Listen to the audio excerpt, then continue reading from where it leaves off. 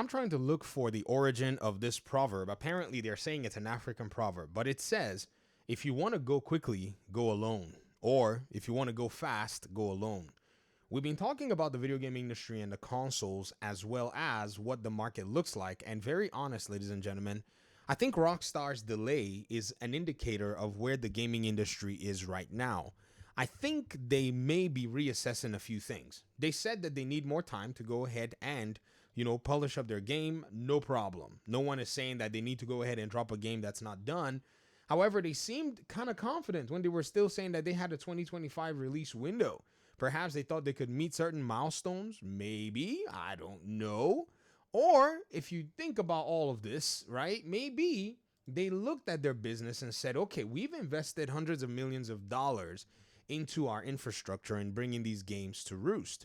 However, at this particular time, the investment return that we want is one that requires a much massive user base and also, being able to, not limit ourselves by any means. And believe you me, they had already announced previously that what they wanted to do was they wanted to go ahead and launch the consoles version first and then do the PC version.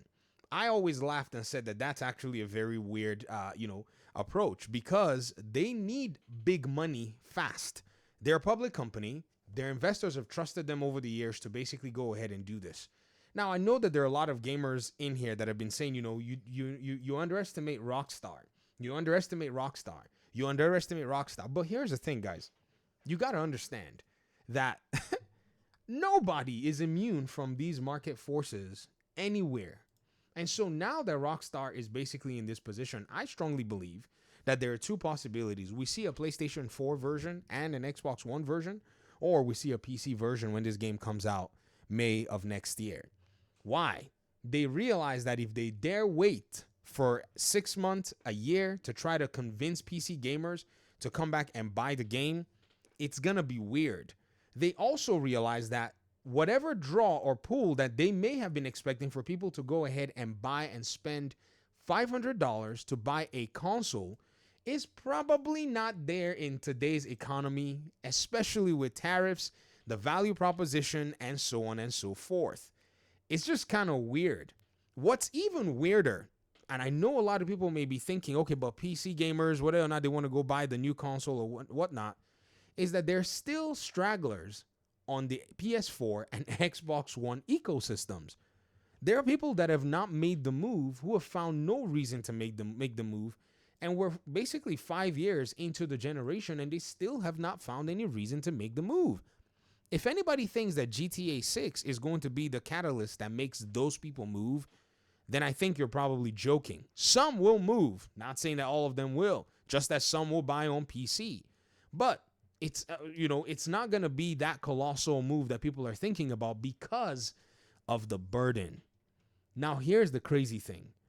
Even though, and I said something in my last video, I was talking about how, this whole thing is so strange because Xbox, we probably could have sold a few more million units, has now seen itself in a strange place where Xbox itself does not need the console. They just basically go on without their console. They basically just do their thing and can survive and have made and created a sustainable business where they have a core console base and then they're expanding outside. It's made them the biggest publisher. Rockstar now, I think, may need to explore those options. Possibly find a way to deliver GTA 6 via a either cloud-based solution if they don't want a PC version out where they can still control it, or start to figure out and leverage other platforms that would reduce the burden for gamers to go in. 2 quarters back to back, Xbox has reported 2 numbers.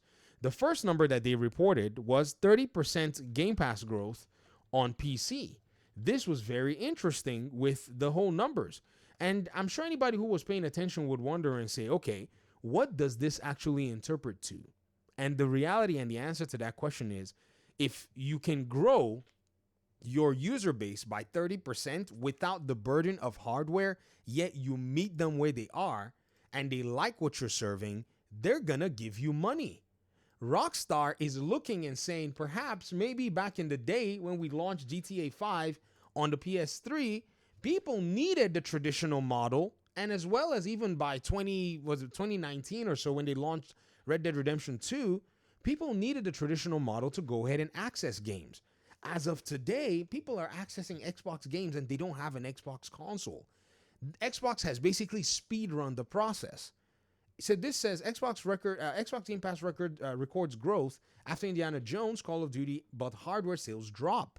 Hardware sales are dropping, which is basically dipping into potential sales of Rockstar's game, while Xbox is also selling copies and also dipping into potential Rockstar sales. If Rockstar had brought out GTA 6 this year, they would have had to compete against Call of Duty with a limited number of console sales. These are the pertinent issues that I think made them go, we have got to review, I think, and this is me pursuing from a data perspective from what we have, and they said maybe we need to reassess how we're going to go ahead and do this. Because without actually taking some time to think very carefully as to how you're going to go ahead and, get your product out there, it's going to be a really weird place to be. Anybody right now in the gaming industry that's thinking about, say the potential to go ahead and maybe, bring out games or whatnot, really needs to rethink that entire potential, because right now, guys, it's not funny anymore. I mean, if I were to take, say, let me just show you what I'm talking about. Let me do a pictograph of some kind so that you guys can see exactly what it is that I'm pointing towards. So let's say, number one, the very first thing that Rockstar would have to deal with is limitation of the boxes, both the Xbox and the PlayStation box, right? That's the first. I'm going to categorize them as one thing because this is already limited. The second thing is the launch of the Nintendo box, which does not have their game, but will have other games and other concerns, and people are already rushing to buy this box over here. The stragglers on the old Xbox and the old PlayStation box are refusing or dragging their feet to make their way here. On top of that, Xbox consoles are not selling as much. So whatever, possibility people may have to want to come buy Xbox consoles, Rockstar is not going to be able to see those folk.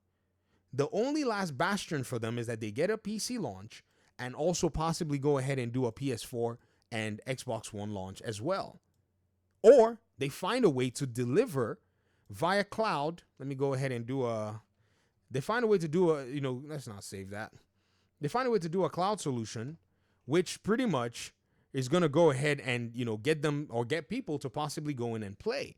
And then say, if you're a PC gamer, if you buy on the cloud, you can carry your progress over to Steam or whatever it is. Some people might play, but it's still not going to meet the kind of return on investment that they want. In the first 6 months that GTA 6 game comes out, I strongly believe that Rockstar is going to be looking for its ROI. I don't think they're in a position to say, okay, let's get the game on console, then wait 1 month, 2 months, 3 months, 4 months, while Xbox consoles are just not moving. And then at the same time, they have to deal with other juggernauts in the industry. They're not the only ones anymore. In 2013, when they launched, and then when they launched their GTA Online initiative and have been going strong, other games and other, platforms and other titles have been emerging. Call of Duty has been going strong and Fortnite's been going strong. They did not have Fortnite when they launched that game until date. Fortnite has been beating them. I think Rockstar is going to need to reassess its business. In fact, it's not going to only need to reassess its business, it's going to have to reassess its console business, in my opinion, to be able to thrive in this particular ecosystem. A lot of people have been laughing at the console sales on Xbox side, thinking that if Xbox sales were dwindling, somehow PlayStation sales are just going to go ahead and double and replace them. You never really considered the fact that some people were just not going to buy the new console generations. And even on the PlayStation side, they're going to stay on their PS4. I know people who still have a PS4 and they don't have any alternative source of gaming, and they're not going to move to a PS5 anytime soon. There's no proposition for them. They don't really game that much. There are people who lose interest in gaming. They played on the PS4, but they've never touched a PS5 because they don't game anymore. You have to think about the fall off and all of these things.